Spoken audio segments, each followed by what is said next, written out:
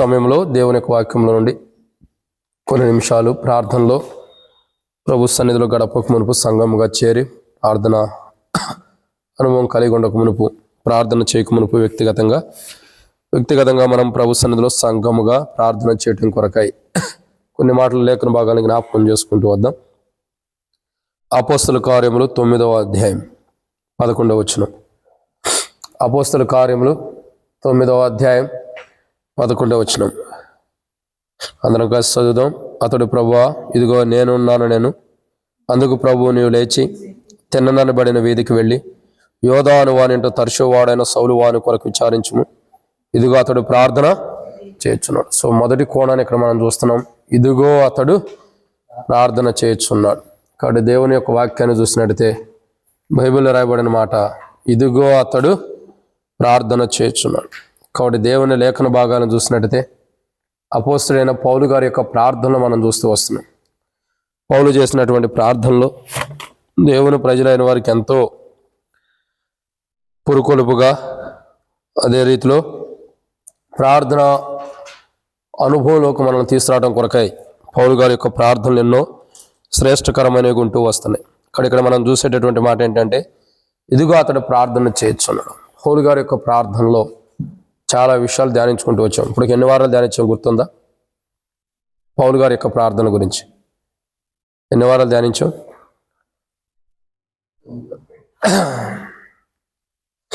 పౌలు గారి యొక్క ప్రార్థనలో ఇప్పటికీ 8 వారాలు మనం ధ్యానిస్తూ వచ్చాం. మధ్యలో ఒక వారం ఫస్ట్ సంవత్సరానికి మొదటి సంఘ ప్రార్థన వచ్చింది కాబట్టి అదంతా వేరే కోణం ధ్యానించాం. ఇప్పటికి 8 వారాలు 8 కోణాల్లో మనం ధ్యానించుకుంటూ వచ్చాం పౌలు గారి యొక్క ప్రార్థన. ఇప్పుడు పౌలు గారి యొక్క ప్రార్థనలో మరొక కోణం చూస్తున్నాం. ఏంటి మాట ఏంటంటే అపోస్తలుడైన పౌలు రోమీయులకు రాసిన పత్రిక 10వ అధ్యాయం. అపోస్తలుడైన పౌలు రోమీయులకు రాసిన పత్రిక 10వ అధ్యాయం 1వ వచనం. సహోదరులారా, ఇశ్రాయేలీయులు రక్షణ పొందవలనని నా హృదయ అభిలాషయు వారి విషయమై నేను దేవునికి చేయు ప్రార్థనై ఉన్నవి. ఇక్కడ పౌలు గారి యొక్క ప్రార్థన ఏంటంటే ఇశ్రాయేలు ప్రజలు రక్షణ పొందాలి. ఎవరు రక్షణ పొందాలి? ఇశ్రాయేలు ప్రజలు. ఇశ్రాయేలు ప్రజలందరూ కూడా రక్షణ పొందాలన్నది పౌలు గారి యొక్క ప్రార్థన కోరిక. అపోస్తలుడైన పౌలు చేస్తున్న ప్రార్థన ఏంటంటే ఇశ్రాయేలీలు రక్షణ పొందాలి. ఎవరు రక్షణ పొందాలా? ఇశ్రాయేలు ప్రజల రక్షణ కొరకు. అసలు రక్షణ ఎవరికి అనుగ్రహించబడింది? రక్షణ ఎవరికి అనుగ్రహించబడింది? వాస్తవానికి ఇశ్రాయేలుకి అనుగ్రహించబడిందా? రక్షణ ఎవరికి అనుగ్రహించబడింది? వాస్తవానికి ఇశ్రాయేలుకి రక్షణ ఇవ్వాలి, కానీ ఆ రక్షణ వాళ్ళు త్రోసివేయటం ద్వారా ఎవరికి వచ్చింది? మనకు వచ్చింది. అన్ని జనాంగం లాంటి వారమైన మనకి ఈ యొక్క రక్షణ అనేది మన జీవితాల్లోకి వచ్చిన సందర్భాన్ని మనం చూస్తున్నాం. కాబట్టి దేవుని యొక్క వాక్యాన్ని చూసినట్టయితే బైబిల్లో రాయబడుతున్నటువంటి మాట ప్రార్థన ఏమని రాయబడుతూ వచ్చింది? పౌలు గారి యొక్క ప్రార్థన ఎవరి కోసం చేస్తున్నాడు? ఇశ్రాయేలు ప్రజల కోసం చేస్తున్నారు. ఇశ్రాయేలు ప్రజల కొరకు పౌలు చేస్తున్న ప్రార్థన గొప్పది. కాబట్టి ఇలాంటి వారు మన కుటుంబాల్లో కూడా ఉంటారు. వీరి కొరకు కూడా మనం ప్రార్థన చేయాలి. సంఘంలో కూడా ఉంటారు. ఇలాంటి వారి కొరకు మనం ప్రార్థన చేయాలి. సో ఇశ్రాయేలు ప్రజలు ఎలాంటి వారు అంటే మీకు తెలిసిన కొన్ని అనుభవాలు చెప్పండి. ఇశ్రాయేలు ప్రజలు ఎలాంటి వారంటే ఏం చెబుతారు? ఇశ్రాయేలు ప్రజలు ఎలాంటి వారంటే ఈ తలుపు కూడా ఓపెన్ చేయాలి. 2 తలుపులు పూర్తిగా ఓపెన్ చేయండి. బయటది అవసరం అయితే తలుపులు దగ్గరికి వేసి ఉంచండి చాలు, గేట్ వరకు. మందిరం తలుపులు అయితే ఓపెన్ చేసి ఉంచండి. మళ్ళీ ఎవరైనా వచ్చినప్పుడు క్లోజ్ చేసి ఉండే అని వెళ్ళిపోతారు. కాబట్టి దేవుని యొక్క వాక్యాన్ని చూసినట్టయితే ఇశ్రాయేలు ప్రజల గురించి వారు ఎలాంటి వారు, మీకు తెలిసిన అనుభవాలు కొన్ని చెప్పండి. ఇశ్రాయేలు ప్రజలు ఎలాంటి వారు? దేవుని మాట వినని వారు. ఇంకా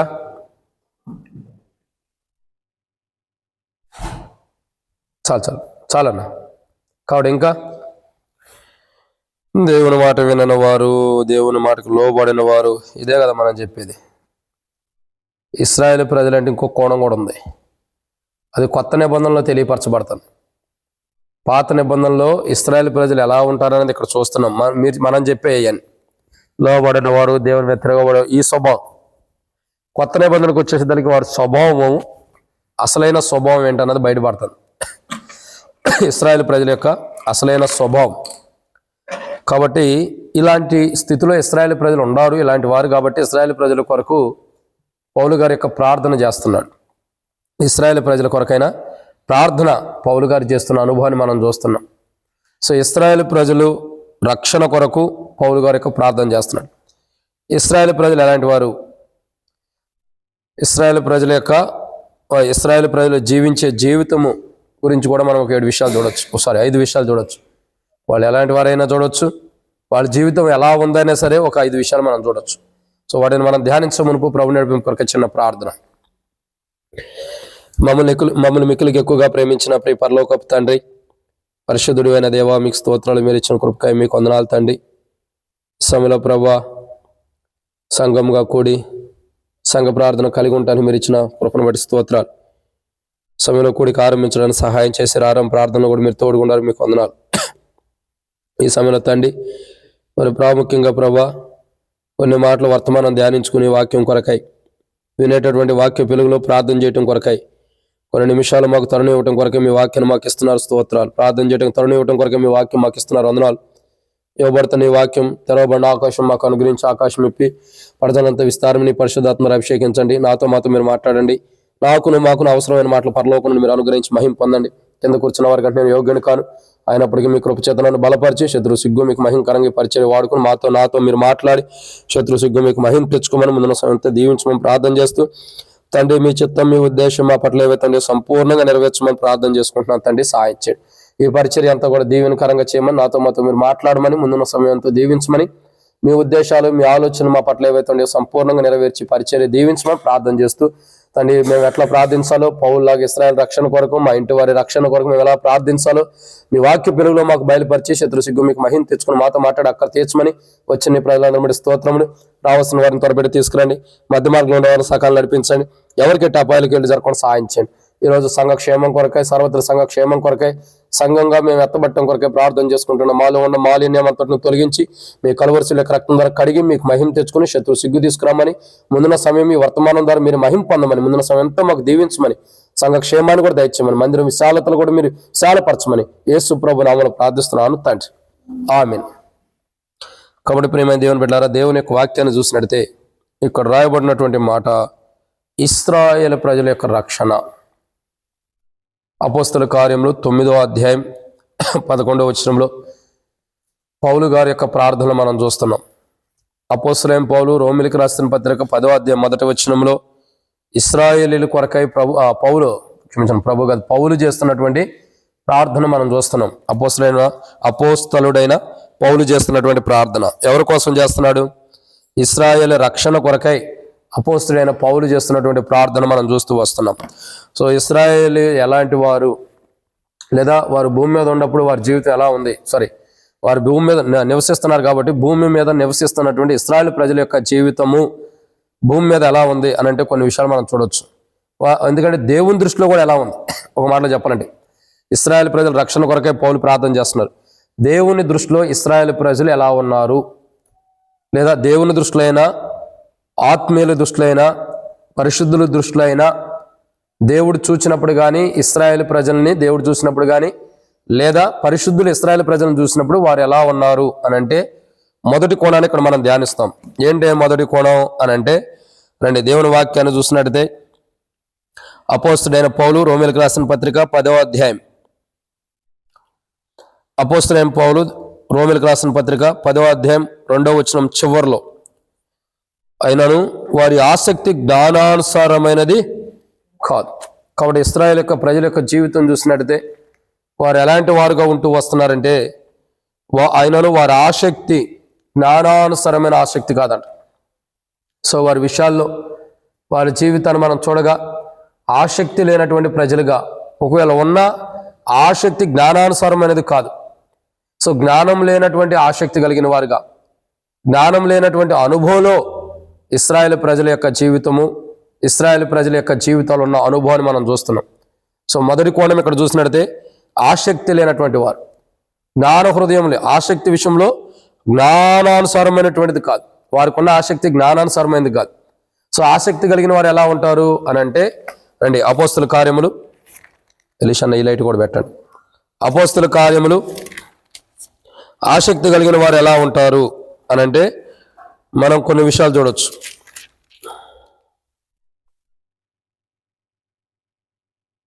ఇటు పక్క పెట్టండి, ఇంకోటి అది బాక్స్ పెట్టి దాని మీద పెట్టండి.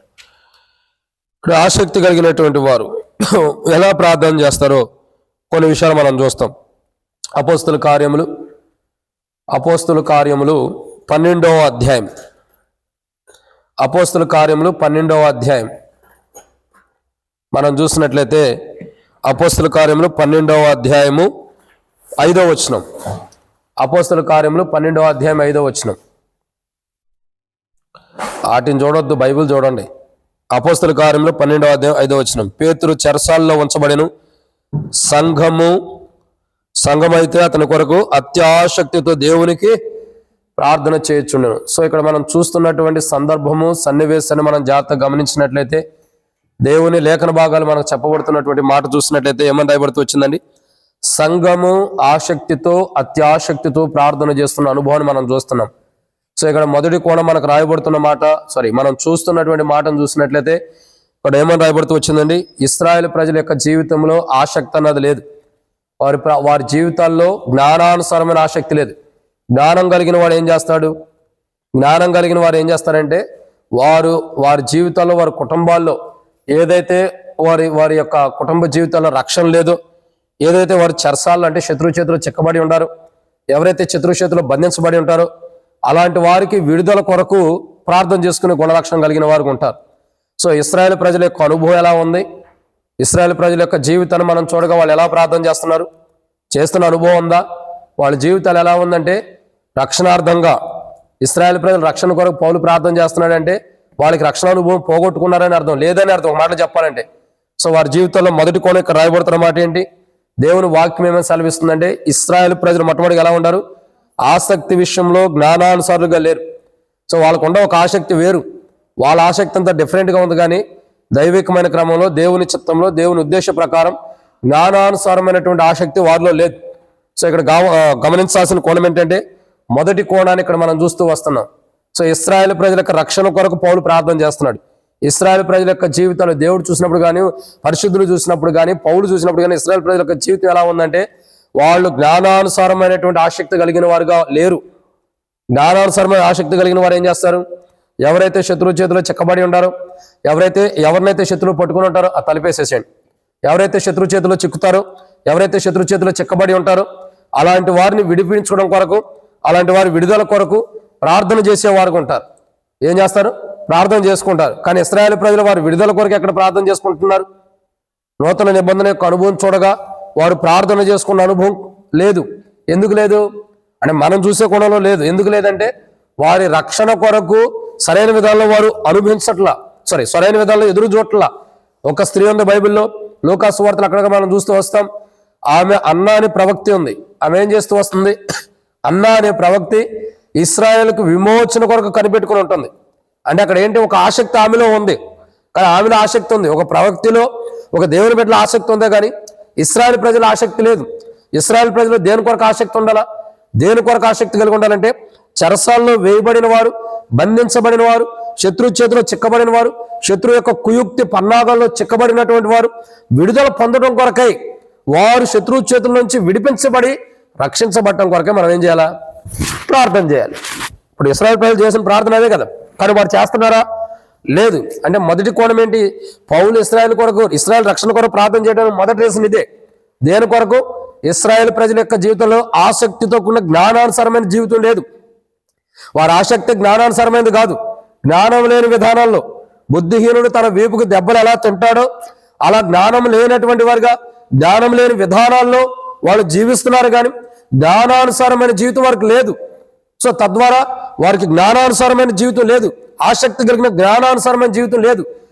ఆనాడు సంఘము అత్యాసక్తితో పేతురు కొరకు ఎలా ప్రార్థన చేసిందో అలా ఆసక్తి కలిగిన వారై, అలా జ్ఞానానుసారమైన ఆసక్తి కలిగిన వారుగా ఇశ్రాయేల్ ప్రజలు లేరు. కాబట్టి వారి రక్షణ కొరకు పౌలు ప్రార్థన చేస్తున్నాడు. ఈరోజు మనం కూడా ఏం చేయాలా? ఇశ్రాయేల్ ప్రజలు లాంటి వారు మన ఇంట్లో, మన మందిరంలో, సంఘాల్లో కూడా ఉంటారు. ఇలాంటి వారి రక్షణ కొరకు మనం ప్రార్థన చేయాలి. ఎలాంటి వారు? ఆసక్తి విషయంలో జ్ఞానానుసారమైన వారు కానివారిగా, ఆసక్తి విషయంలో జ్ఞానానుసారమైన విధానంలో లేని వారిగా, ఆసక్తి కలిగిన విషయాలు జ్ఞానానుసారంగా ఉండకోకుండా చాలా మంది ఆసక్తి విషయంలో జ్ఞానానుసారమైనది కాని వారుగా జీవించేవారి రక్షణ కొరకు మనము ప్రార్థన చేయాలి. ఇది మొదటి కోణం. ఈ రెండో విషయాన్ని చూద్దాం. అపోస్తలుడైన పౌలు రోమీయులకు రాసిన పత్రిక 10వ అధ్యాయం 3వ వచనం. అపోస్తలుడైన పౌలు రోమీయులకు రాసిన పత్రిక 10వ అధ్యాయము 3వ వచనం. ఎలాగనగా వారు దేవుని నీతి నెరుగక. సో వాళ్ళు ఎలా ఉన్నారు? రెండో కోణాన్ని చూస్తున్నాం. దేవుని నీతి నెరిగినటువంటి ప్రజలుగా జీవిస్తూ వస్తున్నారు భూమి మీద. వారి అనుభవాలు, వారి జీవితాన్ని మనం చూడగా దేవుని నీతిని ఎరగనటువంటి ప్రజలుగా ఉంటూ వస్తున్నారు. సో ఇశ్రాయేలు ప్రజలు రక్షణ కొరకు పౌలు ఎందుకు ప్రార్థన చేస్తున్నాడంటే వారి జీవితంలో వారి యొక్క అనుభవాలు చూడగా ఆసక్తి జ్ఞానానుసారమైనదిగా లేదు వారి జీవితంలో. సో వాళ్ళు దైవికమైన ఆసక్తి కలిగిన వారై లోకంలో పాపంలో చిక్కబడినటువంటి వారికి విడుదల కొరకు ప్రార్థన చేసుకోకుండా, సాతాను చేతిలో చిక్కబడిన వారి కొరకు ప్రార్థన చేసుకోకుండా వేరే వేరే రీతిలో వాళ్ళ ఆలోచనలు, వాళ్ళ ఉద్దేశాలు ఉన్నాయి. కాబట్టి వారి జీవితాలు ఏంటంటే వచ్చిన మెస్సైన నమ్మట్లా. ఈయన కాదు ఇంకొక ఆయన రావాలని ఆసక్తి కలిగి ఉంటారు. సో అసలాయన్ని విడిచిపెట్టుకొని, అసలాయన్ని గుర్తించుకోకుండా, అసలాయన మీద మనసు పెట్టుకోకుండా ఇంకెవరో వస్తారని ప్రయాసపడి ఎదురు చూస్తున్నారు. అదే కదా సమరయ స్త్రీ కూడా చెబుతూ వచ్చింది. చెప్తుందా లేదా? ఎక్కడ చెబుతూ వచ్చింది? యోహాను సువార్త 4వ అధ్యాయంలో సమరయ స్త్రీ ఏమంటుంది? అయ్యా, మాకు మెస్సయ్య వస్తాడు, ఆయన వచ్చి మాకు విడుదల ఇస్తాడు ఖచ్చితంగా. అసలు నీ ఎదుటుండవాడు ఎవరో నువ్వు గుర్తెరిగితే నీకు ధన్యురాలివి. వచ్చిన మెస్సయ్యను కాదనుకుని ఎవరో వస్తారని నువ్వు ఎదురు చూడటం ఏంటి? వచ్చిన వాడు మెస్సయ్యే కదా, వచ్చిన ఆయన మెస్సయ్యే కదా. ఆయన ఇశ్రాయేలు విమోచన కొరకు వచ్చిన వాడే కదా, ఇశ్రాయేలు రక్షణ కొరకు వచ్చిన వాడే కదా. అందుకని అంటాడు కదా, నశించిన ప్రజలను వెతికి రక్షించడానికి లోకానికి వచ్చాడు, నశించిపోతున్న ఇశ్రాయేలు ప్రజలను రక్షించడానికి లోకానికి వచ్చాడు. కానీ ప్రజలైన వారు ప్రజల యొక్క జీవితాల్లో ఆయన లోకానికి వచ్చి నరవతరుగా భూమి మీదకి వచ్చి కలవరిశిలో ప్రాణం పెట్టి చనిపోయి తిరిగి లేచిన అద్భుత కార్యం చేసినప్పటికీ నేటికి చాలా మంది వారి జీవితాల్లో, వారి కుటుంబ జీవితాల్లో ఎన్నో అద్భుతాలు దేవుడు ఆ యొక్క యేసు ప్రభు ద్వారా ఎన్నో గొప్ప కార్యం జరిగించిన ఇంకా కూడా చాలా మంది ఏం చేస్తున్నారు? ఇంకేం చేస్తున్నారు? జ్ఞానానుసారమైన జీవితం లేదు, ఆసక్తి కలిగిన జ్ఞానానుసారమైన జీవితం. 2, దేవుని ఎరుగినటువంటి అసలు ఆయన ఎదుట ఆయన్ని ఎరగలేకపోతున్నారు, ఎవరైనా తెచ్చుకోలేకపోతున్నారు. ఇక్కడ యేసు ప్రభు చెప్పేదాకా కూడా అర్థం కావట్లా. ఈయన పోవాలా, ఇంకొక ఆయన వస్తాడు మాకు మెస్సయ్య అని ఆసక్తిగా ఉంటుంది ఆమె. అమ్మా, వచ్చిన నేనే మీకు మెస్సయ్యనే కాబట్టి నీకు ఉండా భర్తలో ఎవరు నీకు? ఇప్పుడు నీకు 5గురు భర్తలు ఉన్నారు కదా, అప్పుడు చెప్పినప్పుడు అప్పుడు నమ్మింది. అవును, నువ్వే మెస్సయ్య కదా. సో అప్పుడు వెళ్ళి సువార్త ప్రకటించి ఆ గ్రామంలో తన ఓటుకుండను పడేసి గ్రామంలోకి వెళ్ళి సువార్తను ప్రకటించి అనేకులు తీసుకొచ్చింది దేవుని దగ్గరికి. సో అక్కడ ఆసక్తి అనేది కనపడుతుంది. సెకండ్ ఏంటంటే దేవుని ఎరగని స్థితిలో ఉన్న వారికి దేవుని యొక్క వాక్యం చెప్పబడినప్పుడు మార్పు చెందుతున్న అనుభవాన్ని మనం చూస్తున్నాం. సో ఈరోజు ఏంటంటే దేవుని ఎరగని వారు చాలా మంది ఉంటూ వస్తున్నారు. ఆయన మెస్సయ్య కాదు, ఆయన అసలు మెస్సయ్య అంటేనే ఒప్పుకోరు. కొంతమంది ఈయన మా సేవకుడు అంటే ఒప్పుకోరు, ఈయన మా సేవకుడు అంటే ఒప్పుకునే వాళ్ళు ఉండరు. ఆయన పేరెత్తితేనే కోపగించుకునే వాళ్ళు కొంతమంది ఉంటారు. నువ్వు అవునన్నా కాదన్నా ఆయనే సేవకుడు, ఆయనే మెస్సయ్య. అవునా కదా? ఆయనే. కానీ దేవుణ్ణి ఎరుగనటువంటి వారు చాలా మంది ఉంటూ వస్తున్నారు. ఇశ్రాయేలు ప్రజల యొక్క అనుభవం రెండో కోణం ఏంటంటే వాళ్ళు మెస్సయ్యను ఎరుగని వారికి ఉంటూ వస్తున్నారు. అందుకే వారి రక్షణ కొరకు ప్రార్థన చేస్తున్నాడు పౌలు. అసలు అందుకే యేసు ప్రభువు ఒక మాట అంటాడు. ఏమంటున్నాడు? అయ్యో కొరాజీమ, ఇంకా అయ్యో పెరజీమ, నీ మధ్య చేయబడిన అద్భుతములు తూరు సీదోను పట్టణముల మధ్య చేయబడిన అదేనాడో మారుమనసు పొంది ఉండేది. అంటే నీ మధ్యలో చేయబడిన అద్భుతాలు నీ ఇంట్లో, నీ కుటుంబంలో, నువ్వు స్థానికంగా వెళ్తున్న మందిరంలో, నీ పట్టణంలో, నీ గ్రామంలో దేవుడు తన దాసుల ద్వారా చేయబడిన అద్భుతాల్ని నీ దగ్గర చేయకోకుండా మరొక చోట చేస్తే వాళ్ళు ఎప్పుడో సంతోషించేవాళ్ళంట. ఏమై ఉండేవాళ్ళు? వాళ్ళు ఎప్పుడో సంతోషించేవాళ్ళంట.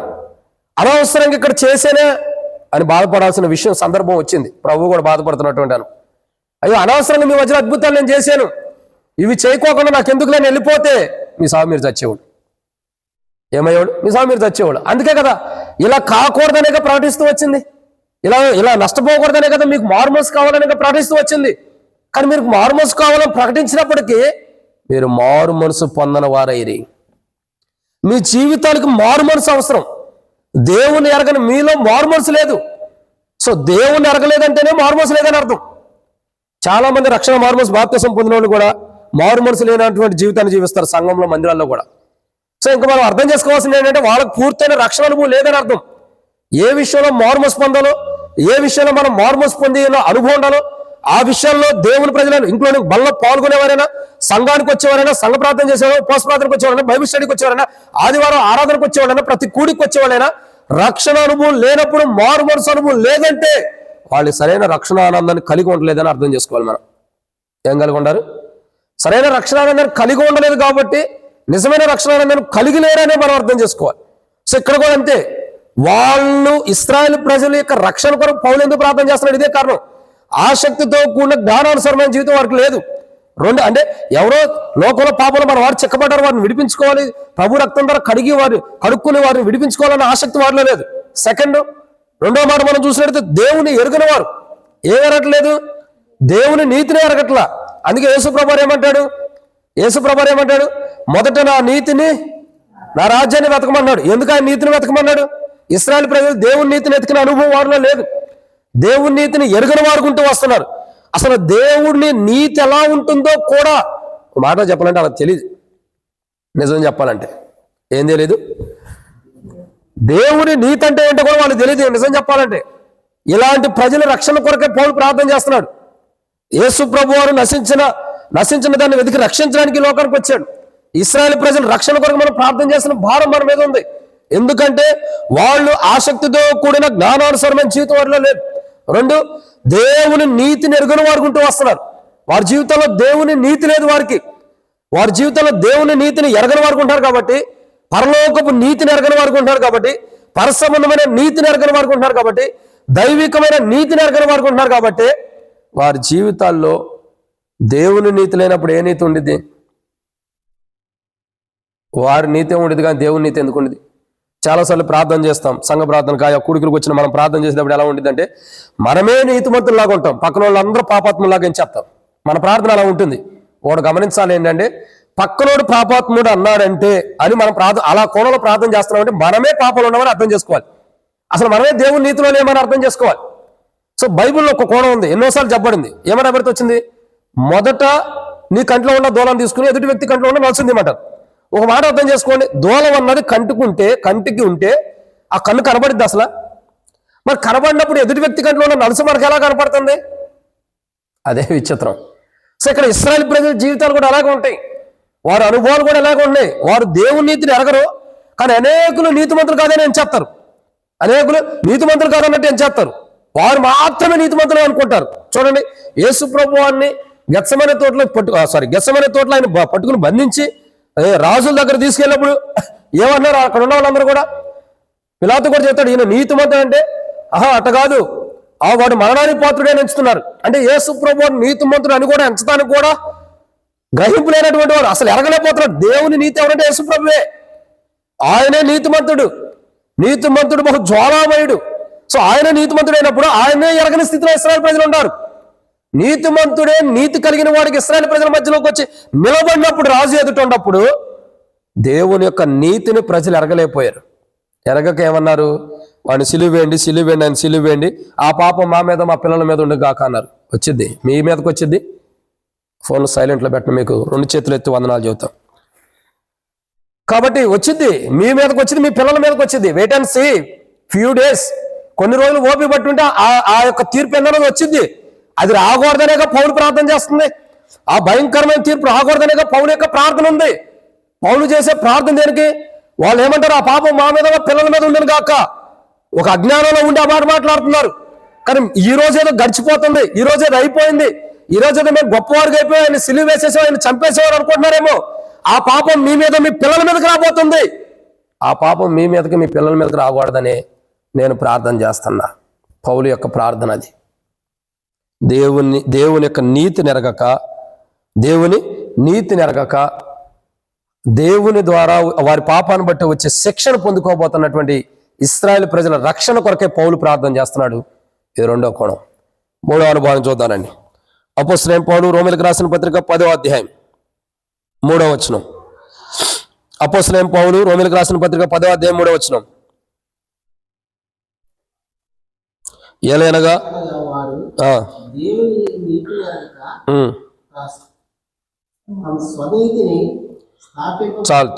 స్థాపింపు భూమి కొనుచు. చాలండి. కాబట్టి ఇక్కడ మూడో కోణాన్ని చూస్తున్నాం. ఇశ్రాయేలు ప్రజలను చూసినప్పుడు వారు ఎలా ఉండారంటే, మూడో కోణంలో వీరి రక్షణ కొరకు పౌలు ప్రార్థన చేస్తున్నాడు. అప్పుడు పౌలు ప్రార్థన చేస్తున్నాడు అంటే ఇశ్రాయేలు ప్రజలు ఎలా ఉండారంటే, ఒకటి, వారి ఆసక్తి జ్ఞానానుసారమైనదిగా లేదు, వ్యర్థమైనదిగా ఉంది. 2, దేవుని నీతిని ఎరగని వారు ఉంటూ వచ్చినారు. మూడోదిగా చూసినట్టు ఇక్కడ రాయబడిన మాట ఏంటి, వారు తమ స్వనీతిని స్థాపింపబూను కొనుచున్నారంట. ఎవరి నీతిని స్థాపించడానికి ముందరకు వస్తున్నారు? ఎవరి నీతిని? వారి స్వనీతిని. బైబిల్ చదివేటప్పుడు కొద్దిగా ఫోన్లో చూసుకోండి అమ్మా. ఏం కనబడుతుందా మీకు? బైబిల్ ముందేసుకోవడం కాదు, చూడు, ఫోన్లు ఉంటాయి కదా నీకు, లైట్ వేసుకుని చూడు. కాబట్టి ఇక్కడ దేవుని వాక్యం ఏమంటుందంటే తమ స్వనీతిని. సో ఇశ్రాయేలు ప్రజల రక్షణ కొరకు పౌలు ప్రార్థన చేయడానికి మూడో రీజన్ ఇదే. ఏంటి మూడో రీజను? ఇశ్రాయేలు ప్రజలు తమ స్వనీతిని స్థాపించడానికి పూనుకుంటున్నారంట. దేని కొరకు పూనుకుంటున్నారు? దేవుని నీతిని ఎరగలేదు, ఇంకా ఆసక్తి విషయంలో జ్ఞానానుసారులుగా లేరు. తర్వాత ఇప్పుడు ఏం చేస్తున్నారు? తమ స్వనీతిని స్థాపించడానికి పూనుకుంటున్నారంట. దేని కొరకు పూనుకుంటున్నారు? స్వనీతిని స్థాపించడానికి. ఇప్పుడు కోరాహు పూనుకున్నాడు, కోరాహుతో పాటు కొంతమంది. దేని కొరకు? మోషేకు విరోధంగా పూనుకుంటూ వచ్చారు. ఇంకా ఇలాంటి వాళ్ళు చూడాలంటే బైబిల్లో చాలా మంది ఉంటున్నారు. సో వీరి విషయాలు అంటే ఇప్పుడు కోరాహు గురించి ఎందుకు చెప్పినట్టు ఒక అర్థం కావటానికి, ఒక అవగాహన రావడానికి. సో ఇక్కడ మనం చూసినట్టు వారు దేవుని నీతిని పక్కన పెట్టేసి తమ స్వనీతిని స్థాపించుకోవడానికి పూనుకుంటున్నారంట. వీరి రక్షణ కొరకు పౌలు ప్రార్థన చేస్తున్నాడు. ఇశ్రాయేలు ప్రజలు మేము జ్ఞానవంతుల్ని, నీతిమంతులు అని అనుకుంటున్నారే కానీ వారిలో దేవుణ్ణి తిరిగిన వారుగా లేరు. రెండోదిగా వారు తమ స్వనీతిని స్థాపించడానికి పూనుకుంటున్నారు. దేని కొరకు పూనుకుంటున్నారండి? స్వనీతిని స్థాపించడానికి. అంటే దేవుని నీతి మీద ఆధారపడుకోకుండా, దేవుని నీతి వైపు వారు చూడకోకుండా, దేవుని నీతి కొరకు కనిపెట్టుకోకుండా ఏ నీతి కొరకు వాళ్ళు ఎదురు చూస్తున్నారు? తమ స్వనీతిని స్థాపించుకోవడం పని పూనుకుంటున్నారు. ఒక మాటలో చెప్పాలంటే దేవుని వాక్యం ఏమిటంది? మొదటి దినవృత్తాంతముల గ్రంథం 29వ అధ్యాయంలో రాయబడుతూ వచ్చింది, నీవు పని పూనుకోను, యెహోవా నీకు తోడై ఉండను గాక అని రాయబడుతూ వచ్చింది. అంతేనా? ఇంకా చూసినట్టు న్యాయాధిపతుల గ్రంథం రాయబడుతూ వచ్చింది, గిద్యోను బలాఢ్యుడు పని పూనుకోవాలని రాయబడుతూ వస్తుంది. కొన్ని కోణాల్లో గిద్యోను గురించి కూడా నువ్వు బలాఢ్యుడు అని. ఇవన్నీ ఎందుకు రాయబడుతూ వచ్చినాయి? దేవుని పని కొరకు, దేవుని నీతిని స్థాపించడానికి పని పూనుకోవాలి. కానీ ఇశ్రాయేలు ప్రజలు దేని కొరకు వాళ్ళ జీవితాలు ఉండే? తమ స్వనీతిని స్థాపించుకోవడానికే కానీ వారు దేవుని కొరకు చేసిన ఒక్క మంచి పని అని ఉందా? చెప్పండి, ఒక్కటన్నా మంచి పని ఉందా?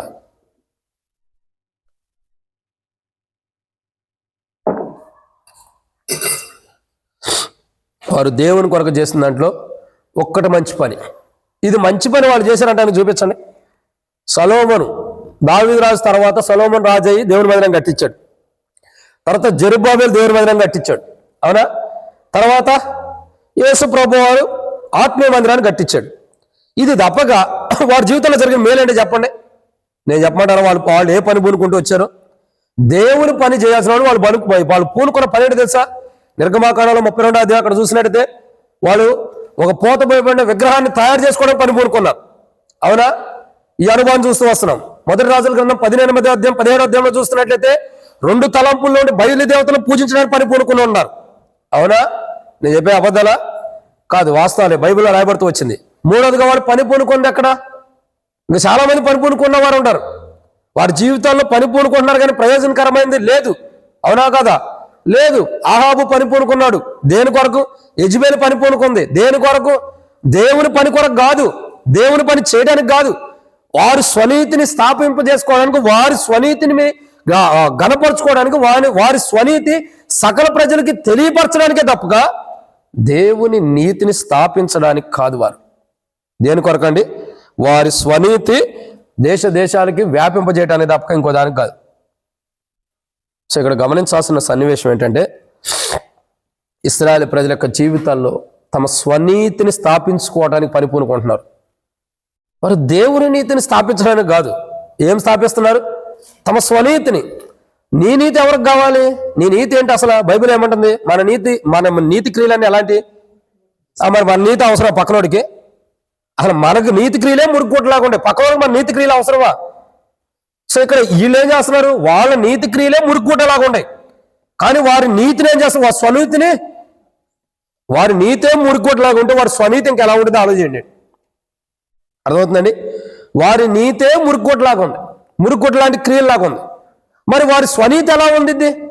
వారు నీతిగా జీవిస్తేనే మురికి కొట్టలాగా ఉన్నప్పుడు వారి స్వనీతి ఇంకెంత దారుణంగా ఉండేది ఆలోచించాలి. సో ఇలాంటి ప్రజలు రక్షణ కూడా ప్రార్థన చేస్తున్నాడు పౌలు. అదే అపోస్తలుడైన పౌలు రోమీయులకు రాస్తూ అంటున్నాడు కదా, ఇశ్రాయేలు యొక్క రక్షణ కొరకు ప్రార్థన చేస్తున్నాను. ఎందుకు? వారు ఆసక్తి విషయంలో జ్ఞానానుసారమైన వారుగా లేరు. 2, వారు దేవుని నీతిని ఎరగని వాడుకుంటూ వస్తున్నారు. 3, వారు తమ స్వనీతిని స్థాపించుకుంటున్నారు. అంటే దేవుని నీతి కొరకు చూడట్ల. వారికి కావాల్సింది దేవుని నీతి కాదు, మరి ఏది కావాలి వారికి? తమ స్వనీతి. ఒక మాటలో చెప్పాలంటే దేవుని కంటే కూడా వీళ్ళే ఎక్కువ గొప్పగా చూసుకుంటున్నారు.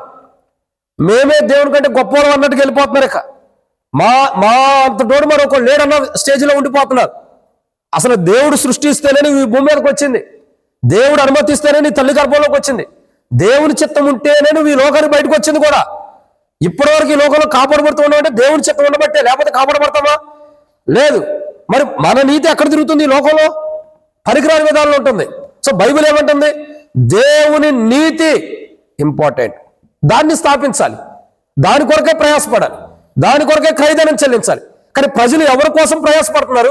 ఎవరి కోసం గుంపులుగా చేరి ఎవరి కోసం వాళ్ళు ప్రయాసపడుతూ వాళ్ళు ఆరాటపడుతూ ఉన్నారంటే రాయబడుతున్న మాట దేని కొరకు? తమ స్వనీతిని స్థాపింపబోనుకుంటున్నారు. వారి స్వనీతిని స్థాపించుకోవడానికి ప్రజల్ని వాడుకుంటున్నారు, ఒక బలి పశువులాగా.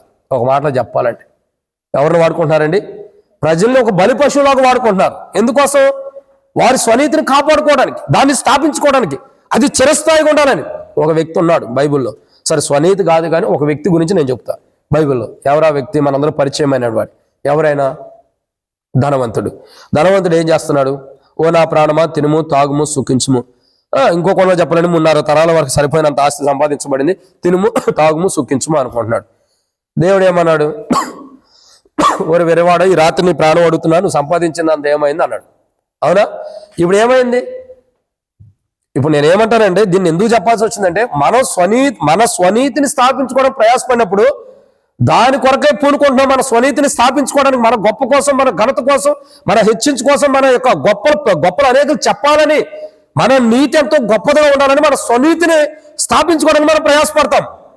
ఓ రోజు దేవుడు అంటాడు, స్వనీతిని స్థాపించుకోవడం ప్రయాసపడిన పూనుకున్నప్పుడే నువ్వు భూమి మీద ఉండటం మంచిది కాదులే, నువ్వు స్వనీతి మీద ఆధారపడ్డావు, నా నీతి కొరకు నువ్వు లేవు, నా నీతి నువ్వు స్థాపించట్లేదు కాబట్టి నీ స్వనీతిని స్థాపించుకోవడం పూనుకుంటావు కాబట్టి కమంటూమే నా దగ్గరకు వచ్చేసే, ఇక నువ్వు ఈ భూమి మీద నువ్వు ఉండటానికి కూడా నీకు సమయం అవసరం లేదని చెప్పి దేవుడు పిలుస్తాడు. అప్పుడు ఏం చేస్తాం?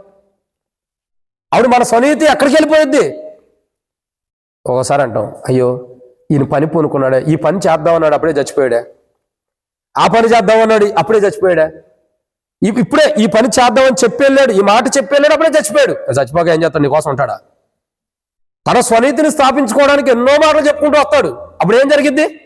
దేవుడే వచ్చామంటున్నాడు, వద్దులే నువ్వు భూమి మీద ఉండక నుంచి నాకు అవమానమే, దేవుని ప్రజలకు అవమానమే, నువ్వు తిరిగి వచ్చేసే నా దగ్గరికి ఎందుకులే, 91వ కీర్తన ప్రకారం నువ్వు తిరిగిరా, నల్లారా తిరిగి రమ్మన్నట్టు నువ్వు తిరిగి వచ్చేసే, నువ్వు భూమి మీద వద్దంటాడు. అప్పుడు సరిపోయింది, అందరూ పరవాసిని పాట పాడాలి. 90వ కీర్తన మొదటి వచ్చిన ప్రకారం ఏమంటాడు? తిరిగి రమ్మంటాడు. అప్పుడు తిరిగి వెళ్ళక తప్పదు. ఇశ్రాయేలు ప్రజలు ఇంకా అవగాహన లేని వారుకుంటున్నారు. దేవుడు ఎంత మొత్తినా, దేవుడు ఎంత గాయపరిచినా, దేవుడు ఎంతగా కొట్టినా బుద్ధి రాట్లా. ఎలా ఉన్నారు తెలుసా? ఇంకా మా దేవుడు మాతో ఉన్నాడు అన్న భ్రమలో ఉన్నారు. ఎలా ఉన్నారు? మా దేవుడు మాతో ఉన్నాడు అని అనుకో.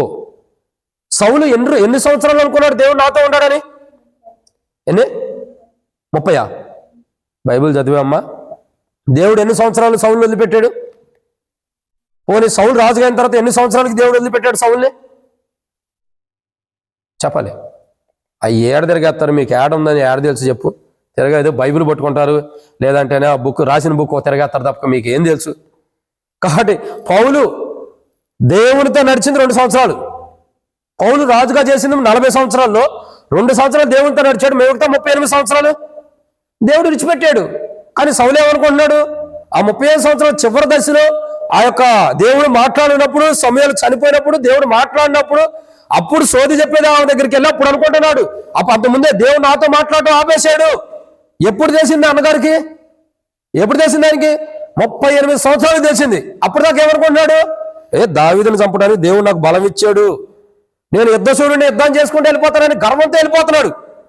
అజ్ఞానంలో ఉన్నాడు. ఏంటి? దేవుడిని విడిచిపెట్టేశాడు. నీలో దేవునాత్మ పోయింది. దేవునాత్మ నేను విడిచిపెట్టి వెళ్ళిపోయి చాలా రోజులు అయిపోయింది. సో దేవునాత్మ నీలో లేదక, దేవునాత్మ నీలో ఉంటానికి దేవుడే ఇష్టపడుకోకుండా నీలో ఉన్న దేవునాత్మని దేవుడే తీసేశాడు. ఇప్పుడు దేవునాత్మ పోయినప్పుడు సౌలులోకి ఏమొచ్చింది? దురాత్మ రాబట్టే కదా దావీదును చంపడానికి వెళ్తుంది, ఈటు బొట్టుకి ఇసిరేస్తుంది. ఇసిరేసాడు కదా. దావీదు ఎందుకు వచ్చాడు సౌలు దగ్గరికి? సౌలుకు దురాత్మ పడితే దాన్ని వదిలించడానికి దావీదు వచ్చాడు. సో దావీదు వదిలించడానికి వస్తే దావీదుని ఏం చేస్తున్నాడు సౌలు? ఈటు పెట్టి పొడవడానికి, గోడకేసి పొడవడానికి ఈటు ఇసురుతాడు. అంటే ఇక్కడ దేవునాత్మ ఉందా దురాత్మ ఉందా? దురాత్మే కదా. అంటే సౌల్లో దేవుడు తన ఆత్మని, సౌల్లో ఉన్న దేవుని ఆత్మని దేవుడు విడిచిపెట్టి తొలగించేసి సౌల్లో ఉన్న దేవునాత్మ సౌల్ని విడిచిపెట్టి వెళ్ళిపోయిన తర్వాత దేవుడు తన ఆత్మని సౌల్లో నుంచి కంబ్యాక్ వెనక్కి తీసేసుకున్న తర్వాత ఇంకా సౌల్లో ఏముండట్టు? దురాత్మ ఉంది. ఇప్పుడు దురాత్మ ఉన్నవాడు కాబట్టి ఏం చేస్తున్నాడు? దావీదును చంపడానికి ప్రయత్నం చేసి పరిగెడుతూ ఉంటాడు. ఎంత ప్రయత్నించినా దేవుడు అవకాశం ఇచ్చాడా? లేదు. అంటే ఎందుకు ఈ మాట చెబుతున్నా అంటే, మన స్వనీతిని మనం స్థాపించుకోవడానికి ప్రయాసపడినప్పుడు అది ఏ రోజు కూడా దేవుడు దాన్ని ఘనంగా ఎంచడు. అందుకే సౌలు జీవితంలో జరిగిన ప్రమాదం ఏంటో చెప్పమంటారా? ఏంటి? సౌలే ఒకసారి అంటాడు తన కుమారుడితో, అయ్యా నా తర్వాత నువ్వేరా రాజు అవ్వాల్సినోడివి. ఆ గొర్రెల దొడ్లో ఉండేవాడు లేకపోతే ఇంకో కోణం చెబుతాడు, దావీదు కాదు రాజు అవ్వాల్సింది, నా తర్వాత ఎవరవ్వాలా? నువ్వు రాజు అవ్వాలి, నువ్వు రాజు కావాలి. కానీ దావీదుకి దాసుడు అవుతావు అంటావేంటి? నా తర్వాత నువ్వే రాజు కావాలి. యెష్షయి కుమారుడు బ్రతుకున్నంత కాలం నువ్వు రాజు కాలేవు. అతడి భూమి మీద ఉన్నంత కాలం, అతడు ఇక్కడ ఉన్నంత కాలం నీకే అధికారం ఉండదు, నీకే ఘనత ఉండదు, నీకే పేరు ప్రఖ్యాత ఉండదు, నీకే సింహాసనం ఉండదు. అతను నువ్వు తప్పిస్తే అప్పుడు నా తర్వాత నువ్వు రాజై నా సింహాసనాన్ని నువ్వు అధిష్టిస్తావు.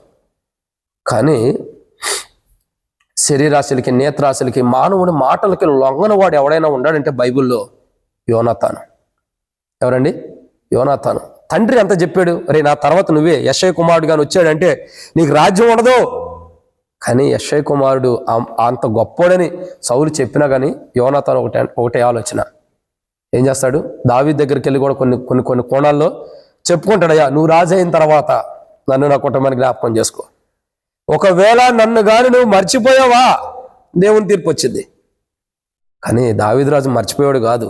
అందుకే యోనాతాన్ని తీసుకొచ్చి కుంటివాడిని తీసుకొచ్చి అక్కడ కూర్చోబెట్టాడు. రాజు భోజనం బల్ల దగ్గర కూర్చోబెట్టాడు. కారణం ఏంటి? యోనాతాన్లో ఉన్న నీతి, దేవుని నీతి, యోనాతాన్లో ఉన్న దేవుని నీతి. సౌలు తన స్వనీతిని స్థాపించుకోవడానికి ప్రయాసపడ్డాడు. తాను చచ్చింది కాకుండా తన కుమారుని కూడా చంపేశాడు. చంపేశాడంటే తాను చేసినటువంటి పాపాన్ని బట్టే కదా. సమూయేలు పైకి వచ్చిన తర్వాత సమూయేలు ఆ వస్త్రాన్ని ముట్టుకున్నప్పుడే చినిగినప్పుడే కదా రేపటికి ఇదే టయానికి నీవు నీ కుమారుడు నాతో పాటు ఉంటాడని సమూయేలు చెప్పింది. అదే రీతిలో సమూయేలు చెప్పిన రీతిలో సౌలు చచ్చిపోయాడు, సౌలు యొక్క కుమారుడు కూడా చచ్చిపోయాడు. ఈ మరణం దేని కొరకు వచ్చింది? సమూయేలుకి చేసిన నష్టం, దైవ సేవకునికి చేసిన అన్యాయాన్ని బట్టి, ఆ నష్టాన్ని బట్టి సౌలు యొక్క కుమారుడికి వచ్చింది. ఇప్పుడు ఇక్కడ చెప్పాల్సిన మాట ఏంటంటే, తన స్వనీతిని స్థాపించుకోవడం ప్రయాసపడినప్పుడు చివరికి తన కుమారుడు ప్రాణాన్ని కూడా పోగొట్టుకున్నాడు. ఎవరు? సౌలు. ఎంత దారుణమైన పరిస్థితి. ఇశ్రాయేలు ప్రజలు ఇలాంటి వారు కాబట్టి దేవుడు స్పష్టంగా మాట్లాడుతున్నాడు. ఏం చేస్తున్నాడు? మాట్లాడుతున్నాడు. పౌలు ప్రార్థన చేస్తున్నాడు దేవుని ప్రజల కొరకు. ఇశ్రాయేలు ప్రజలు దేవుని నీతిని కాకుండా తమ స్వనీతిని స్థాపించుకోవడానికి పూనుకుంటున్నవారు. వారి పని పూనుకుంటుందే తమ స్వనీతిని స్థాపించుకోవడానికి, దేవుని నీతి కొరకు కాదు. దేవుని నీతిని స్థాపించాలని కాదు. తమ స్వనీతి ఎక్కడ పోయిద్దో, తమ నీతి క్రియలు మురికి గుడ్లాగా ప్రజలకు ఎలా కనబడతాయో, ఎప్పుడు ప్రజలకు తాము చేసే మురికి క్రియలన్నీ కూడా కనబడతాయోనని దాన్ని కప్పెట్టుకోవడానికి, తమ స్వనీతిని స్థాపించుకోవడానికి ఇశ్రాయేలు ప్రజలు ముందరికి వెళ్తున్నారు. ఇశ్రాయేలు ప్రజలు అలా వెళ్తున్నారు కాబట్టి అలాంటి ఇశ్రాయేలు ప్రజల రక్షణ కొరకు పౌలు ప్రార్థన చేస్తున్నాడు. ప్రభువా, ఇదిగో ఇశ్రాయేలు ప్రజలు ఎలాంటి వారు, ఆసక్తి కలిగిన జ్ఞానానుసారమైన వారు కాదు, దేవుని నీతిని ఎరగనటువంటి వారు, తమ స్వనీతిని స్థాపించుకోవడానికి పూనుకుంటున్నటువంటి వారు, వారికి రక్షణ దయచే ప్రభువా అని ప్రార్థన చేస్తున్నాడు. ఒకవేళ వాళ్ళు ఆసక్తి విషయంలో జ్ఞానానుసారంగా లేకపోయినా, దేవుని నీతిని ఎరగని వారు గుండా, తర్వాత వారి స్వనీతిని వారు స్థాపించుకోవడానికి పని పూనుకున్నా చివరికి జరిగే నష్టం ఏంటి? నిత్య నరకంలో వాళ్ళు కాలిపోవాలి. అలా దేవుని ప్రజలైన వారు కాలిపోకూడదనే పౌలు యొక్క ప్రార్థన. వాళ్ళు పని పూనుకుంటున్నారు నష్టం కొరకే తప్పక మేలు కొరకు కాదు. చూడండి, ఏలియా పని పూనుకున్నాడు. దేని కొరకు పూనుకున్నాడు? 2 తలంపులు అంటే ఇశ్రాయేలు ప్రజలకి నిజమైన దేవుడు ఎవరో తెలియపరచడం పని పూనుకున్నాడు. వండర్ఫుల్. సమూయేలు పని పూనుకున్నాడు. దేని కొరకు? దేవుని మందిరం కట్టించడానికి. ఇంకా నెహెమ్యా పని పూనుకున్నాడు కాలిపోయిన ప్రాకారాలు కట్టడానికి. ఇది వండర్ఫుల్, ఇది సరి అయినటువంటి పని, ఇది సరైనటువంటి విధానంలో పని పూనుకోవటం. కానీ వాళ్ళు పని పూనుకుంటున్నారు దేని కొరకు? తమ స్వనీతిని స్థాపించుకోవడానికే. వారి జీవితాలు మనం వెతికి చూస్తే, వారి జీవితాలు పరీక్షించి చూస్తే, వారు దేవుని కొరకు చేసింది పావల, వారు చెప్పుకుంటుంది $99.75. ఎన్ని 100లో పావలనే వాడు చేసింది, మిగతా $99.75 అంతా కూడా చెప్పుకుంటున్నారు అంతవరకే. అది కరెక్ట్ కాదు. అందుకే పౌలు ఆలోచన ఏంటంటే వీళ్ళు కూడా రక్షించబడాలి, వీళ్ళకి రక్షణ అవసరం, వీళ్ళు నరకానికి వెళ్ళకూడదు, వీళ్ళు దేవుని రాజ్యంలో ఉండాలి అని పౌలు ఇశ్రాయేలు ప్రజల కొరకు ప్రార్థన చేస్తున్నాడు. ప్రభువా, ఆసక్తి విషయంలో జ్ఞానానుసారమైనగా లేరు, దేవుని నీతిని ఎరగనటువంటి వారు ఉంటూ వస్తున్నారు, తమ స్వనీతిని స్థాపించుకోవడానికి పూనుకుంటున్న వారు ఉంటున్నారు, పనిచేయడానికి ముందరకు వస్తున్నారు తమ స్వనీతిని స్థాపించుకోవడానికి. ప్రభువా, ఇటువంటి వారికి రక్షణ దయచే ప్రభు అని పౌలు ప్రార్థన చేస్తున్నాడు. రోమాలో ఉన్న ప్రజలకు కూడా సెలవిస్తున్నాడు పౌలు, నేను పలాని వారి కొరకు ప్రార్థన చేస్తున్నాను, ఎందుకంటే మీరు కూడా ఇలాంటి వారి కొరకు ప్రార్థన చేయండి అని ఒక కోణంలో ఇండైరెక్ట్గా డైరెక్ట్గా వాళ్ళకి తెలియపరుస్తున్నటువంటి మాట. సో ప్రియులారా, దేవుని వాక్యం ఏమంటుందంటే ఎన్నో మాట ఇది. మూడవదిగా పౌలు యొక్క జీవితం ఏమని రాయబడుతూ వచ్చింది? ఎవరి కొరకు ప్రార్థన చేస్తున్నాడు? ఇశ్రాయేలు ప్రజల కొరకు. వారు ఆసక్తి విషయంలో జ్ఞానానుసారమైన వారు కాదు, దేవుని నీతిని ఎరగని వారు, తమ స్వనీతిని స్థాపించుకొని పూనుకుంటున్నవారు. నాలుగవదిగా వారు ఎలాంటి వారంటే అపోస్తలుడైన పౌలు రోమీయులకు రాసిన పత్రిక 10వ అధ్యాయం 3వ వచనం. అపోస్తలుడైన పౌలు రోమీయులకు రాసిన పత్రిక 10వ అధ్యాయం 3వ వచనం. ఎలా అనగా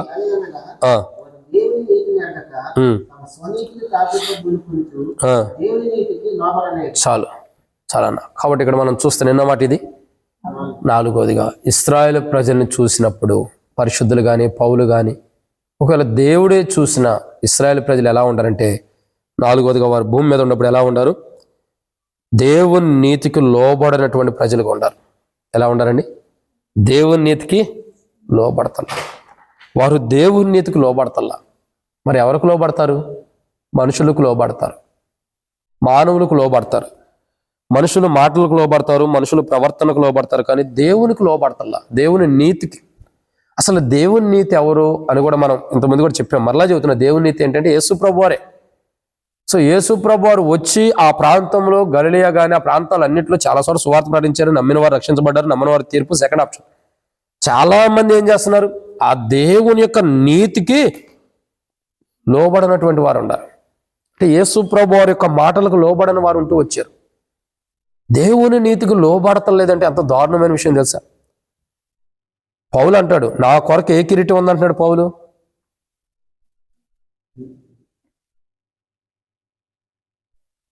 అపోస్తలుడైన పౌలు తిమోతిలకు రాసిన 2వ పత్రికలో చివరి అధ్యాయంలో రాయబడుతూ వచ్చింది. పౌలు అంటాడు, నా మంచి పోరాటం పోరాడితేనే, నా పరుగు కడముట్టించిందని, విశ్వాసమును కాబడుకుంటేని నా కొరకు నీతి కిరీటం ఉంచబడింది అంటాడు.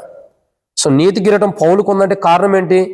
పౌలు దేవుని నీతిని ఎరిగాడు, దేవుని నీతికి లోబడ్డాడు, అంతే కదా. సో దేవుని నీతికి లోబడ్డాడు. ఎక్కడ లోబడ్డాడు పౌలు? లోబడ్డాడు లేదా? లోబడ్డాడు. దేవుని నీతికి ఎక్కడ లోబడ్డాడు అంటే అపోస్తలుల కార్యములు 9వ అధ్యాయంలో మనం చూసినట్టయితే, సౌలా సౌలా నువ్వు నన్ను ఎందుకు హింసిస్తున్నావంటే, ప్రభా నీవు ఎవడవు, నీవు హింసిస్తున్న యేసునంటే అక్కడే లోబడిపోయాడు దేవుని నీతికి. దేనికి లోబడ్డాడు? దేవుని నీతికి లోబడ్డాడు పౌలు. అందుకే పౌలుని దేవుడు ఈ స్టేజ్లో వాడుకోవాలా, ఆ స్టేజ్లో వాడుకున్నాడు. ఒక మాట చెప్పమంటారా? యేసు ప్రభువారి శిష్యులు కూడా ఎక్కనంత ఉన్నతమైన శిఖరాలకు పౌలుని దేవుడు ఎక్కించాడు. అర్థమైన రీతిలో చెప్పమంటారా? యేసు ప్రభువారి శిష్యులు కూడా అంతగా చేయాల, అంత పరిచయం అంటే వాళ్ళు చేశారు. వాళ్ళ యొక్క శక్తి కొలది, వాళ్ళకి దేవుడు బయలుపరచని కొలది, వాళ్ళ సామర్థ్యం కొలది వాళ్ళు చేశారు. చేయలేదని నేను అట్లా, బట్ పౌలు కంటే ఎక్కువ నేను అనలేను. ఎందుకంటే పౌలు గారి స్థితి వేరు. అందుకే డైరెక్ట్ చెబుతున్నాడు, యేసు ప్రభువారి శిష్యుల్లో ఎవరు కూడా నా కొరకు నీతి కిరీటం ఉందని సవాలుగా చెప్పిన వారు లేరు. ఒక్క పౌలు మాత్రమే చెబుతున్నాడు, నా కొరకు నీతి కిరీటం ఉంది. ఎలా ఉంది నీకు నా కొరకు నీతి కిరీటం అంటే? దేవుని నీతిని ఏం చేస్తున్నాడు పౌలు? లోబడ్డాడు. దేవుని నీతికి లోబడ్డాడు, ఆ నీతియుక్తమైన కార్యాలకు లోబడ్డాడు, ఆ నీతియుక్తమైనటువంటి విషయానికి లోబడ్డాడు పౌలు. దేవుని నీతి ఎవరంటే యేసు ప్రభువారే. అదే కదా అపోస్తలుల కార్యం 9వ అధ్యాయంలో పౌలు మాట్లాడుతున్న మాట 5వ వచనంలో, 4వ వచనం, అప్పుడు అతడు నేల మీద పడి సౌలా సౌలా నీవు నన్ను హింసించున్నావు అని తనతో ఒక స్వరం పలుకుట వినను. ప్రభా నీవు ఎవడవని అడగగా ఆయన, నేను నీ హింసిస్తున్న యేసును, లేచి పట్టణంలోకి వెళ్ళుము, అక్కడ నీవు ఏమి చేయవలది నీకు. అంటే ఇక్కడ గమనించాల్సి, నా మోకాలు చూస్తారేమో వాక్యం చదివేటప్పుడు వాక్యం చూడండి. కాబట్టి ఇక్కడ రాయబడిన మాట ఏంటి? నేను వాక్యం చదువుతుంది నా కోసం, మీకోసం, మీరు కూడా చదవాలనే. సో ఇక్కడ గమనించాల్సిన కోణం ఏంటంటే దేవుని నీతి. ఒకప్పుడు దేవుని నీతి లేనివాడుగా దేవుని ప్రజలను చంపుతూ వచ్చాడు. ఇప్పుడు దేవుని నీతి ఆయనకు ప్రత్యక్షమైనప్పుడు, ఆ పరలోకపు ప్రత్యక్షత పౌలు కలిగినప్పుడు, పౌలు ఇప్పుడు ఏం చేస్తూ వచ్చాడు? దేవుని నీతికి పట్టుబడిపోయాడు. ఇప్పుడు దేవుని నీతిలో జీవిస్తున్నాడు, దేవుని నీతి కలిగి జీవిస్తున్నాడు. కాబట్టి పౌలు జీవితం అంతా కూడా ఒక మాదిరికరమైంది. సో అలాంటి జీవితం ఉంది కాబట్టి, దేవుని నీతికి లోబడ్డాడు కాబట్టి, ఆకాశం నుండి కలిగిన ఆ దర్శనముకి నేను అవిధేయుడిని కాక, అగ్రప్రాజతో కూడా చెబుతాడు, అగ్రప్రాజ ఆకాశం నుండి కలిగిన ఆ దర్శనముకి నేను అవిధేయుడిని కాక. మరి ఏమయ్యాడు? అవిధేయుడు కాదంటే అర్థం ఏంటి? విధేయుడని అర్థం. సో పౌలు యొక్క జీవితము అంత గొప్పగా స్థిరపరచబడింది. పౌలు యొక్క జీవితం అంత గొప్పగా స్థిరపరచబడింది. ఇక్కడ మన జీవితాలు కూడా అలాగైనా ఉండాలి. దేవుని కొరకై, దేవుని యొక్క సాక్షిగా మనం ఉండటం కొరకై సిద్ధంగా ఉండాలి. అపోస్తుల కార్యం 26వ అధ్యాయంలో పౌలు ఒక మాట చెబుతున్నాడు. చూడండి, అపోస్తుల కార్యములు 26వ అధ్యాయం.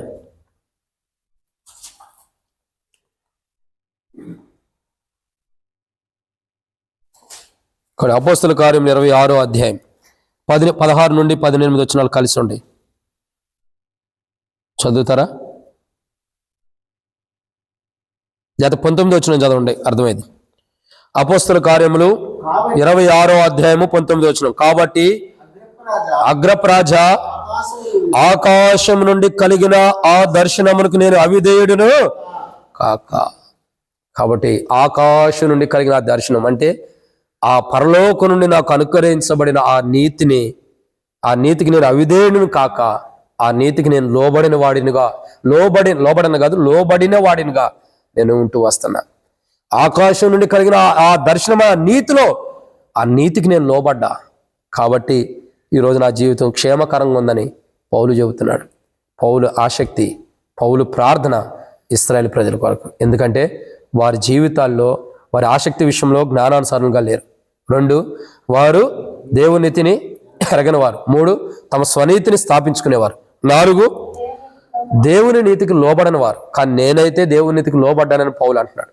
సో దేవుని నీతికి లోబడిన ప్రజల కొరకు పౌలు యొక్క ప్రార్థన మనం చూస్తున్నాం. పౌలు ప్రార్థన దేవుని నీతికి లోబడని ఇశ్రాయేలు ప్రజల యొక్క రక్షణ కొరకై పౌలు ప్రార్థన చేస్తున్నాడు. ప్రభువా వారికి రక్షణ దయచేయి. ఆసక్తి విషయంలో జ్ఞానానుసారంగా లేని వారికి రక్షణ, దేవుని నీతిని ఎరుగని వారికి రక్షణ, తమ స్వనీతిని స్థాపించుకోవడానికి పూనుకునే వారికి రక్షణ ప్రభువా, ఇంకా దేవుని నీతికి లోబడిన వారికి రక్షణ దయచే ప్రభు అని పౌలు యొక్క ప్రార్థన ఎంతో శ్రేష్టకరమైనదిగా ఉంటుంది.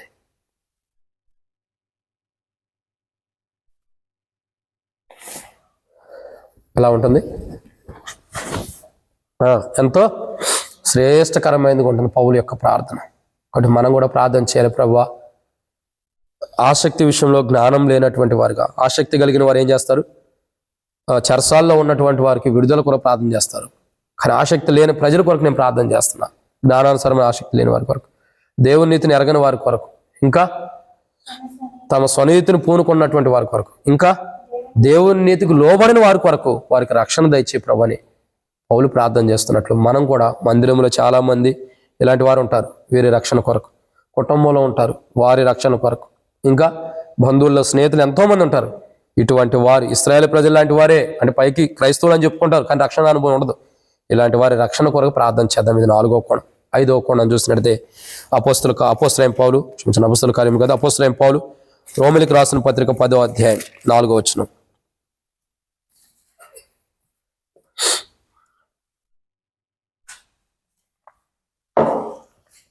అపోస్తలుడైన పౌలు రోమిలికి రాసిన పత్రిక 10వ అధ్యాయం 4వ వచనం.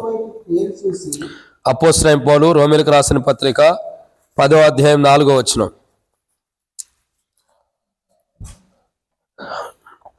విశ్వసించు ప్రతి వానికి నీతి కలుగుటకై క్రీస్తు ధర్మశాస్త్రములకు సమాప్తి ఉన్నాడు. అది చివరి కోణం ఏంటంటే ఇశ్రాయేలు ప్రజల రక్షణ పౌలు ప్రార్థన చేస్తున్నాడు. ఇశ్రాయేలు ప్రజలు ఎలా ఉండాలంటే ధర్మశాస్త్రమునకు సమాప్తం చేసిన వాడని నమ్మలేకపోతున్నారు. ధర్మశాస్త్రాన్ని సమాప్తం చేసిన వారు ఎవరు? యేసు ప్రభు వారే. అందుకని అంటాడు, నేను వాటిని కొట్టివేయడానికి రాలేదు కానీ వాటిని నెరవేర్చడానికి ప్రభు వచ్చాడు. అంతేనా? అవి కొట్టివేయడానికి రాలా, వాటిని నెరవేర్చడానికి వచ్చాడు. సో వాటిని నెరవేర్చడం ద్వారా ఏం జరిగింది? దేవునికి మానవులకి ఉభయులకి మధ్యలో ఉన్న మధ్యపు గోడ పడగొట్టబడింది. ఇప్పుడు ఏం చేయబడింది? ఇద్దరు ఉభయులు ఏకమవుతూ వచ్చారు. అంటే ఇక్కడ గమనించాల్సిన కోణం ఏంటంటే క్రీస్తు ధర్మశాస్త్రమునకు సమాప్తి అయి ఉన్నాడంట. అంటే ధర్మశాస్త్రాన్ని ముగించడానికి కారుకుడుగా ఉంటూ వచ్చాడు. ఇశ్రాయేలు ప్రజలు ఇంకా ఏ కోణంలో ఉన్నారు?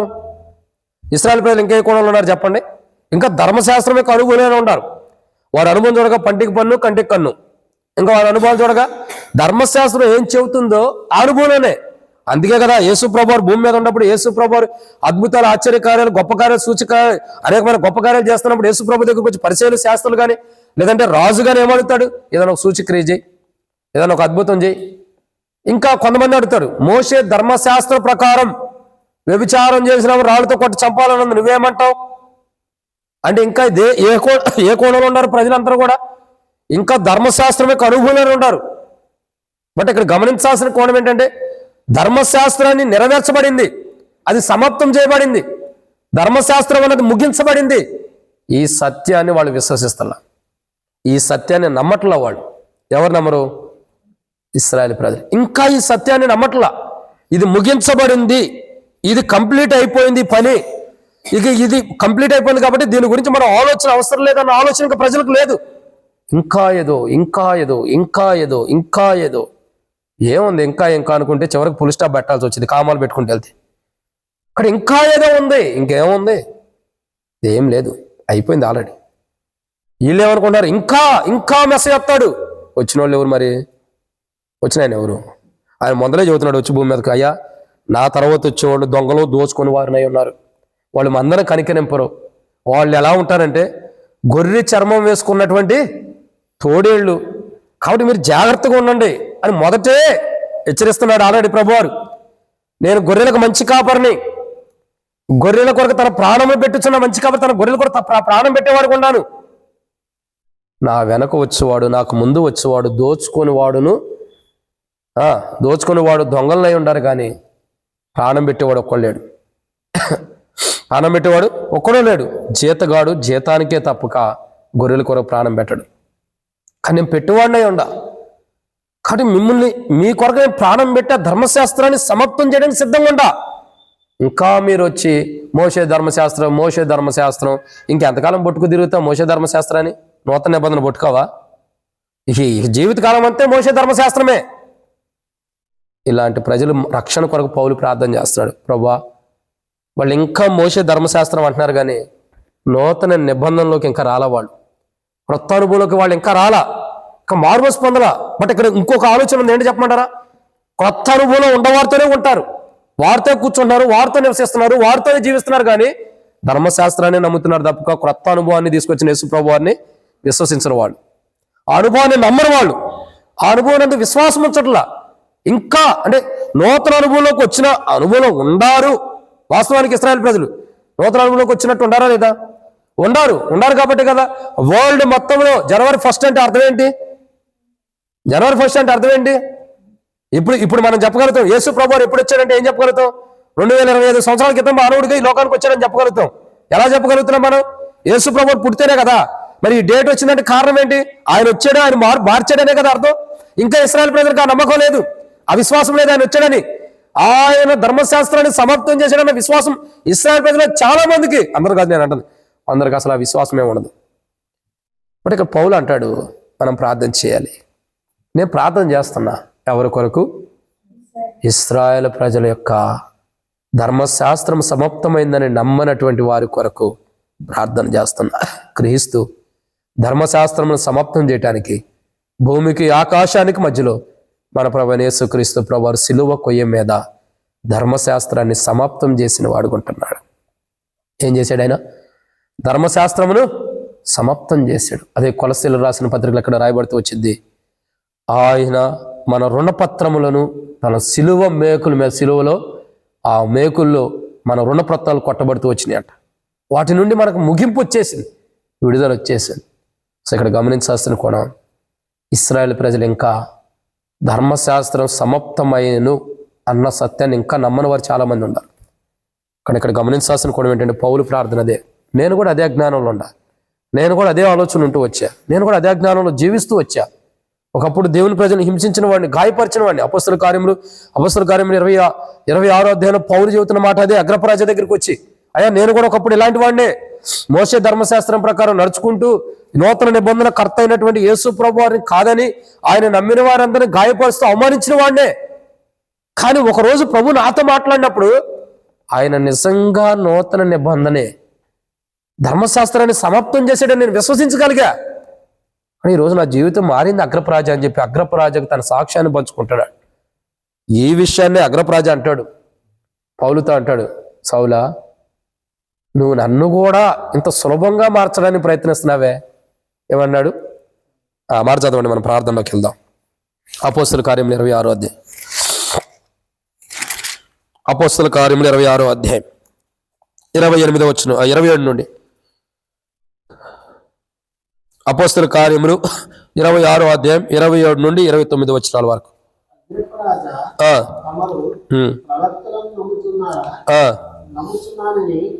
నమ్ముచున్నారని నేను ఎరుగుదును.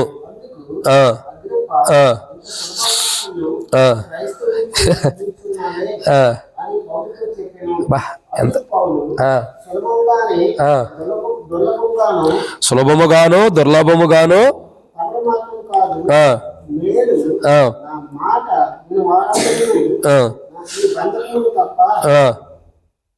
నా వలే ఉండినట్లు దేవుడు అంటే అక్కడ అర్థం ఏంటి? మీరు ఇంకా ధర్మశాస్త్రం అనుభవంలో ఉండారు, నా దేవుడు నన్ను ఇటు మార్చాడు.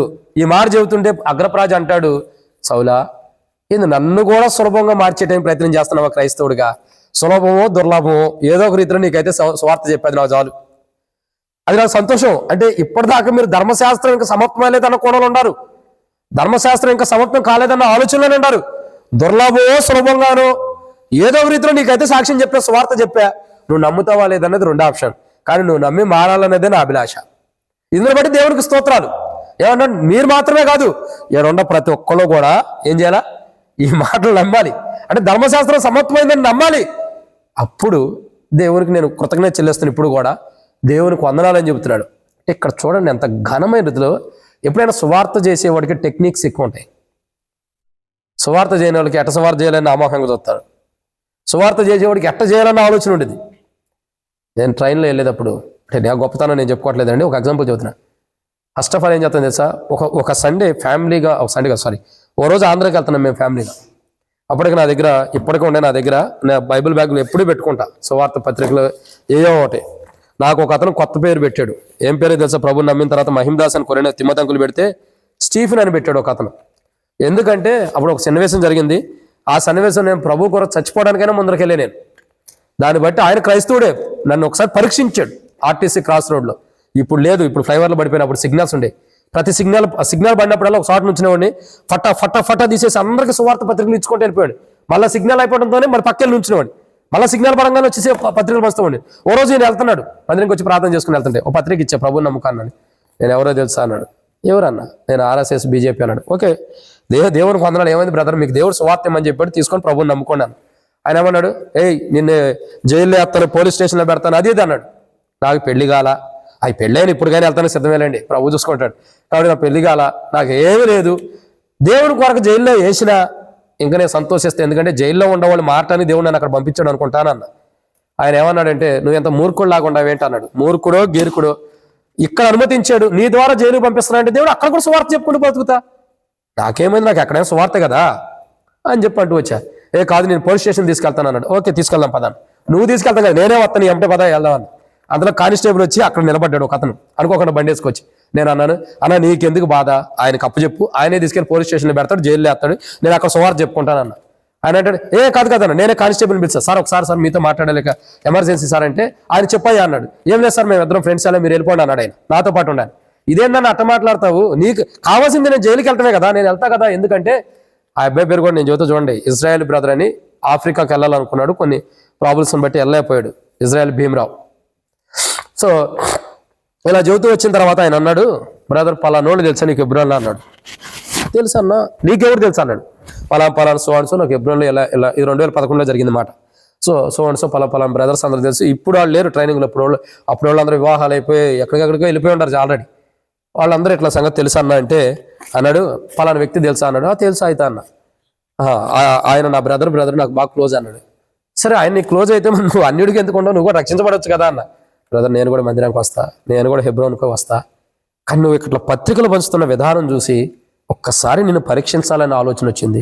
ఏంటి ఆలోచన అంటే, పత్రికలు పంచుతున్నావు, ఏదన్నా ఒక ప్రమాదం ఎదురైతే ఎలా ఫేస్ చేస్తావు, నిలబడతావా పారిపోతావా అని ఒక్కసారి పరీక్షించా నిన్ను. దేవుడు నేను గొప్పగా వాడుకుంటాడు. నీ పేరు మహిమదాస్ కాదు, నా ఇష్టపూర్వకంగా పెడుతున్నా, నీ పేరు స్టీఫెన్ అన్నాడు. దేవుని కొరకే హతసాక్షికి ఎలా చనిపోయాడు స్టీఫెన్, అలా నువ్వు దేవుని కొరకు నమ్మకమైన వాడికి ఎంతమందిలైనా సువార్త చెప్పాలని చెబుతూ వచ్చాడు.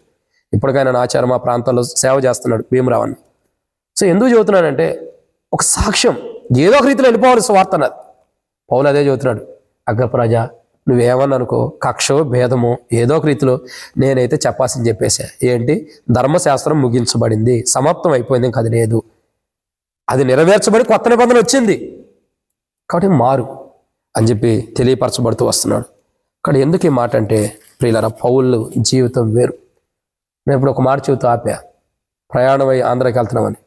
ఆంధ్రాకి వెళ్ళేటప్పుడు ఇలా కొన్ని స్టిక్కర్స్ అన్నీ పెట్టుకుంటూ వచ్చి, స్టిక్కర్స్ తీసుకుని మనోళ్ళు మోటార్ కార్డు తీసుకోవడానికే ఎంతో బాధ ఉండేది. స్టిక్కర్స్ తీసుకోవాలంటే ఇంకేడ తీసుకుంటారు? ఎందుకన్నా ఎందుకయ్యా అంటారు. ఎందుకో తెలిస్తే నువ్వు ఆగో, తెలియదు కాబట్టి ఎందుకు, ఇంకా తెలుసుకోవాల్సింది చాలా ఉంది అయితే నీకు. ఇక్కడ ఈ పాకెట్ క్యాలెండర్లు ఉంటాయి, ఎందుకు ఇవన్నీ మేము తీసుకుని ఏం చేయాలా? ఏం చేస్తా? ఎవరెవరి దగ్గరికి వెళ్ళి ఇదిగో క్యాలెండర్ తీసుకొని అట్ట పెట్టు, వాడు తీసుకుంటాడు, రక్షించబడతాడేమో. అవునా కదా? ఒక స్టిక్కర్ ఉంటుంది. మేము వెళ్ళేటప్పుడు ఏం చేసామంటే స్టిక్కర్లు తీసుకెళ్ళి ట్రైన్లో వెళ్తా ఉండగా నాకు ఎక్కడ ఉన్నా ఒకటే అలవాటు, ఫస్ట్ స్టిక్కర్ తీయటం, సైలెంట్గా అంటించేటే. ట్రైన్లో భోగి మొత్తం మేము అంటించేసాం. నాతో పాటు మా పెద్ద కూతురు కూడా, మా రెండో కూతురు కూడా, ఎందుకంటే కనెక్షన్ చిన్న పాపను పట్టుకుంది. మేము ముగ్గురం నాన్ స్టాప్గా భోగి మొత్తం మేము భోగి మొత్తం అంటించేసాం. ఇక్కడి నుంచి వెళ్ళేటప్పుడు రిటర్న్లో వచ్చేటప్పుడు అదే భోగిలో మేము ఎక్కాం.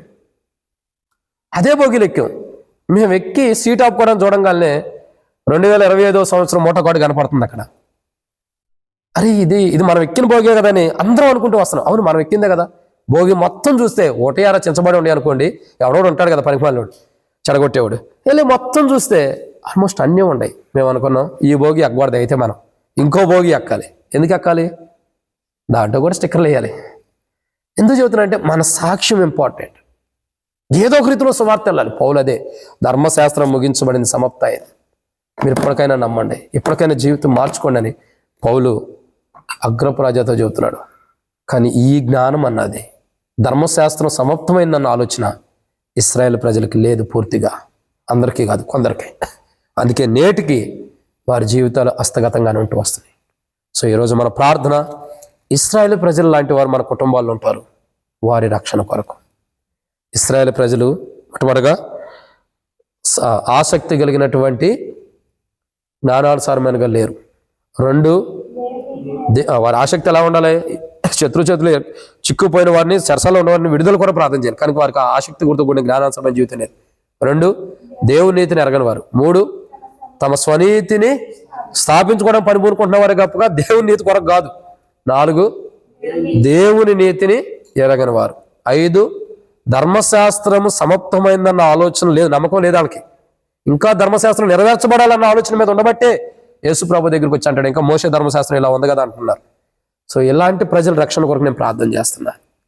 పౌలు చెబుతున్నాడు. దీన్ని బట్టి రోమాలో ఉన్న ప్రజలు ఏం చేయాలంటే, ఇలాంటి ప్రజల కొరకు ఇంకా వాళ్ళు కూడా ప్రార్థన చేయాలని అర్థం. సో ఇలాంటి వారు మన కుటుంబంలో ఉండొచ్చు, మందిరంలో కూడా ఉండొచ్చు.